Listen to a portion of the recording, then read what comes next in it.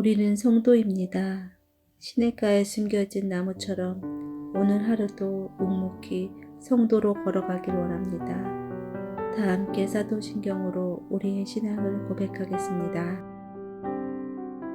전능하사 천지를 만드신 하나님 아버지를 내가 믿사오며 그 외아들 우리 주 예수 그리스도를 믿사오니 이는 성령으로 잉태하사 동정녀 마리아에게 나시고 본디오 빌라드에게 고난을 받으사 십자가에 못 박혀 죽으시고 장사한 지 사흘 만에 죽은 자 가운데서 다시 살아나시며 하늘에 오르사 전능하신 하나님 우편에 앉아 계시다가 저리로서 산자와 죽은 자를 심판하러 오시리라. 성령을 믿사오며 거룩한 공예와 성도가 서로 교통하는 것과 죄를 사하여 주시는 것과 몸이 다시 사는 것과 영원히 사는 것을 믿사옵나이다.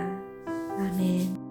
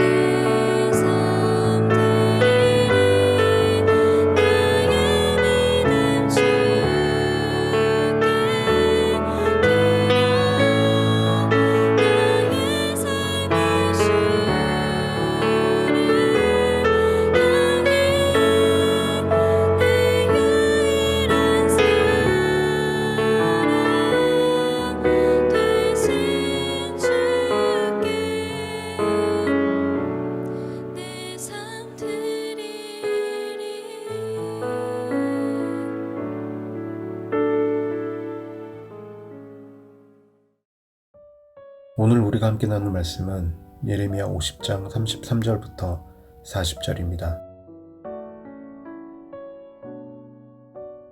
만군의 여호와께서 이와 같이 말씀하시니라. 이스라엘 자손과 유다 자손이 함께 학대를 받는도다. 그들을 사로잡은 자는 다 그들을 붙들고 놓아주지 아니하리라. 그들의 구원자는 강하니 그의 이름은 만군의 여호와라.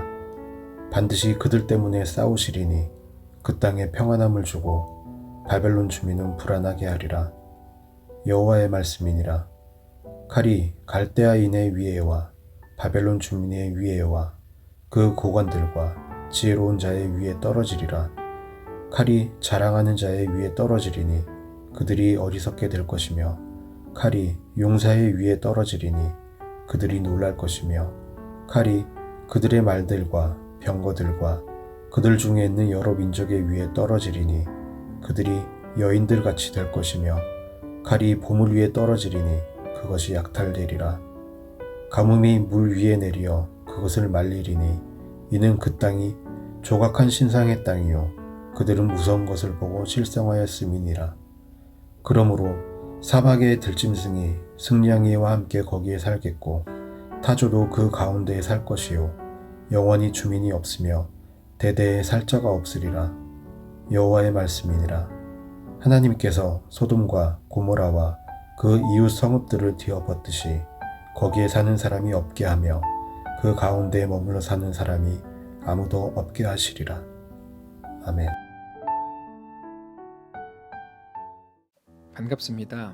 오늘 예레미야 50장 33절부터 40절까지를 중심으로 믿음이라는 주제의 말씀을 함께 나누겠습니다.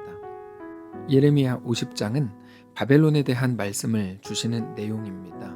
그런데 오늘 본문에서는 이스라엘과 유다 자손들이 바벨론의 고난을 받고 학대받았던 일에 대해서 먼저 말씀을 하십니다. 33절입니다. 만군의 여호와께서 이와 같이 말씀하시니라. 이스라엘 자손과 유다 자손이 함께 학대를 받는도다. 그들을 사로잡은 자는 다 그들을 붙들고 놓아주지 아니하리라. 이스라엘 자손과 유다 자손이 학대받고 있다고 말씀을 하시죠.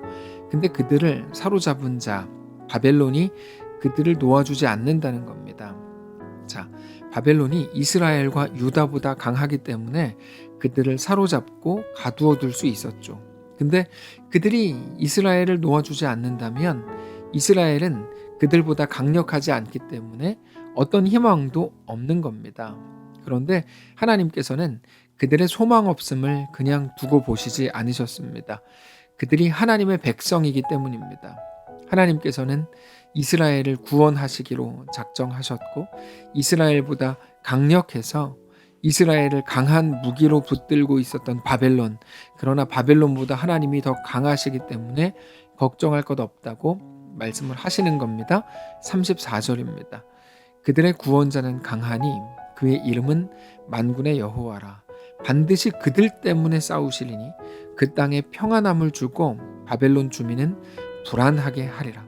그러면서 하나님께서 바벨론을 징벌하실 때 바벨론의 모든 사람들이 무서워 벌벌 떨게 될 것에 대해서 말씀하시는 것이 오늘의 본문입니다. 35절입니다.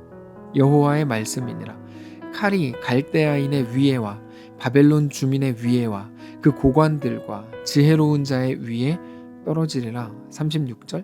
칼이 자랑하는 자의 위에 떨어지리니 그들이 어리석게 될 것이며 칼이 용사의 위에 떨어지리니 그들이 놀랄 것이며 칼이 바벨론의 백성들, 그 고위직들, 지혜롭다고 알려진 사람들 위에 떨어진다고 돼 있는데 특별히 구약에서 지혜자라고 할 때는 지금 우리가 생각하는 그런 지혜자가 아니라 선지자, 예언자들을 말하는 겁니다. 그들 위에 칼이 떨어진다는 거죠. 다시 말해서 그들이 가진 능력, 실력, 심지어 용사들의 힘까지도 아무런 능력이 되지 못할 거라고 말씀을 주시는 겁니다. 자, 어제 본문에서 그들이 가진 교만에 대해서 말씀을 주셨습니다. 교만이 뭡니까? 자기들이 생각한 무언가를 가지게 되면 그러므로 더 이상 나에게는 어떤 것도 필요 없다. 내가 가진 그것으로 모든 것을 이룰 수 있다라고 생각하는 것이 교만입니다. 그거는 하나님의 은혜조차 필요 없는 것으로 본인 스스로가 그렇게 생각하게 되기 때문에 하나님을 모욕하는 행위가 된다고 말씀을 드렸습니다. 근데 오늘 본문을 보면 그들이 가진 것들, 그런 실력, 돈, 명예와 권력, 자랑할 만한 것들까지도 그들 자신을 돕지 못한다는 거죠.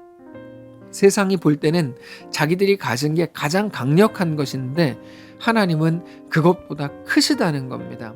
그게 믿음이라고 말씀을 드렸죠. 여러분, 눈에 보이는 것이 전부가 아닌 것을 아는 것, 그게 믿음입니다. 그래서 눈에 보이는 것, 들리는 소리, 느껴지는 감각으로 선택하거나 결정하는 게 아니고 그것보다 더 크신 하나님을 믿는 겁니다. 그것보다 더 크신 하나님이라는 말은 그것들이 허상이라거나 가짜라는 말이 아니라 하나님은 그것을 움직이고 이용하시고 그거를 통해서 역사하셔서 결국 그것들 한가운데에서도 하나님의 뜻을 끝내 이루시고야 만다는 겁니다. 그 믿음을 가지고 우리에게 주어진 오늘이라는 시간을 힘있게 살아가는 것이 신앙생활인 것입니다. 하나님께서 바벨론 사람들이 가진 그 어떤 것도 그들에게 진정한 힘이 될 수 없다고 말씀을 하시면서 그들은 모든 것을 가진 자처럼 보이지만 실상은 그들은 가장 무능한 자, 가장 연약한 자가 될 거라고 말씀을 하십니다. 37절입니다. 칼이 그들의 말들과 병거들과 그들 중에 있는 여러 민족의 위에 떨어지리니 그들이 여인들같이 될 것이며 칼이 보물 위에 떨어지리니 그것이 약탈되리라. 여기에 여인들같이 된다라고 되어 있는데 어린아이들같이 된다, 여인들같이 된다, 그 말은 모든 것을 가진 것처럼 생각이 돼서 자기가 다 이기고 대단한 승리를 이룰 것처럼 의스대지만 그럴 수 없다, 너는 약한 존재에 불과하다 하는 것에 대한 비유적인 표현입니다. 그러면서 38절에서 그 이유를 이렇게 설명하십니다. 가뭄의 물 위에 내리어 그것을 말리리니 이는 그 땅이 조각한 신상의 땅이요 그들은 무서운 곳을 보고 실성하였음이니라. 마지막에 실성했다고 되어 있는데 그 말은 정신을 잃고 미쳤다 이런 말이죠. 그러니까 우상들이 정신을 잃었다는 겁니다. 우상이 누굽니까? 우상은 그들이 붙들고 있던 신입니다. 자기들을 지켜줄 거라고 굳게 믿은 그들의 신입니다. 근데 사실 그런 건 없습니다. 세상에 오직 한 분, 하나님만 참 신이십니다. 그러나 그들은 자기들이 만든 어떤 눈에 보이지 않는 무언가를 신이라고 하면서 눈에 보이지 않는 거니까요. 신은 그것의 형상을 만들고 그 앞에 절을 했습니다. 그러니까 그것들이 아무런 능력도 없고 무언가를 해줄 수가 없죠. 존재하지 않으니까. 그래서 그들이 정신을 잃은 것과 같은 일들이 일어나는 거죠. 당연히 아무것도 행할 수 없는 것입니다. 결국에 그 땅은 사람이 살지 못하는 황무지 같은 땅이 될 거라고 말씀을 하십니다. 39절입니다.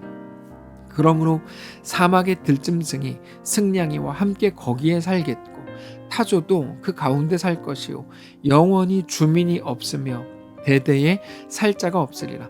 여호와의 말씀이니라. 하나님께서 소돔과 고모라와 그 이웃 성읍들을 뒤엎었듯이 거기에 사는 사람이 없게 하며 그 가운데 머물러 사는 사람이 아무도 없게 하시리라. 자, 근데 그 땅이 황무지 같은 땅이 되지만 그 땅에 살 수 없는 것은 오직 사람입니다. 들짐승과 승냥이와 타조와 다른 짐승들은 그 땅에 살 수 있습니다. 오직 사람만 그 땅에 살지 못하게 됩니다. 무슨 말일까요? 하나님 없이도 눈에 보이는 것으로 살 수 있다고 생각한다면 살 수 없겠지만 하나님의 은혜로 산다는 것을 알고 믿는다면 그 어디서도 살 수 있게 된다는 거죠. 여러분, 우리가 눈에 보이는 것, 그것을 가지면 살 수 있겠다고 생각하지만 그걸로 살 수 있는 존재가 아니라는 겁니다. 눈에 보이지 않지만 분명히 살아계신 하나님으로 인해 우리가 살게 된다는 것을 기억하라는 거죠. 우리는 이 본문을 생각하면서 하나님께서 우리에게 무엇을 말씀하시는지를 잘 들어야 됩니다. 우리는 눈에 보이는 것들이 다 채워지면 잘 살 수 있을 것처럼 생각합니다. 그래서 돈이 많은 사람을 잘 사는 집, 잘 사는 사람이라고 부릅니다. 성경적으로는 말이 안 되는 말입니다. 전형적으로 믿음 없는 표현이죠. 우리는 모든 것을 가졌어도 하나님이 없으면 모든 것을 잃어버린 것이요, 모든 것을 잃어버렸어도 하나님을 얻었으면 모든 것을 얻은 것이라는 사실을 알아야 됩니다. 이거는 어떤 이론이 아닙니다. 우리 삶의 가장 실제적인 사실이고 현실입니다. 근데 많은 사람들은 여전히 그것을 부정합니다. 나도 알아요. 나도 그렇게 생각해요. 근데 지금 내 현실을 보세요. 여러분, 그게 앞뒤가 안 맞는 표현이라는 것을 왜 모르는 걸까요? 여러분, 신앙은 이론이 아닙니다. 우리의 모든 것입니다. 우리 하나님은 정말로 우리 눈에 보이는 그 어떤 현실보다 크십니다. 우리 하나님의 함께 하심, 하나님의 이끄심을 믿으실 수 있기를 바랍니다. 우리 하나님이 어떤 분인지 매일의 말씀을 통해서 확실히 깨닫게 되시기를 바랍니다. 우리는 오늘 어떤 현실 속에 있습니까? 무엇 때문에 그렇게 힘들어 하시고 반대로 무엇 때문에 그렇게 만족하다고 말을 하십니까? 다만 오늘 하나님으로 인해 평안하시기를 바랍니다. 우리 손에 쥐어든 것으로 인하여 만족하려고 했던 모든 욕심들을 내려놓고 내 안에 살아계시는 하나님으로 인해 진정한 샬롬을 누리는 귀한 날 되시기를 바랍니다. 기도하겠습니다. 살아계신 하나님, 오늘 우리의 삶 속에서 하나님으로 인해 만족하기를 원합니다. 내 손에 아직 잡지 못한 것, 내 손에서 떠나간 것으로 인하여 엉엉 울던 우리를 불쌍히 여기시고 오직 하나님만 내 삶의 소망이요 전부인 것을 정직히 고백하는 귀한 우리의 오늘 되도록 축복하시옵소서. 살아계신 예수님의 이름으로 기도합니다. 아멘. 사랑하는 성도 여러분, 하나님께서 오늘 하루를 우리에게 허락하셨습니다. 믿음을 가지고 주님께 나아가시기를 바라고 주님과 함께 믿음으로 그렇게 넉넉하게 동행하는 귀한 우리의 오늘 되시기를 축복합니다.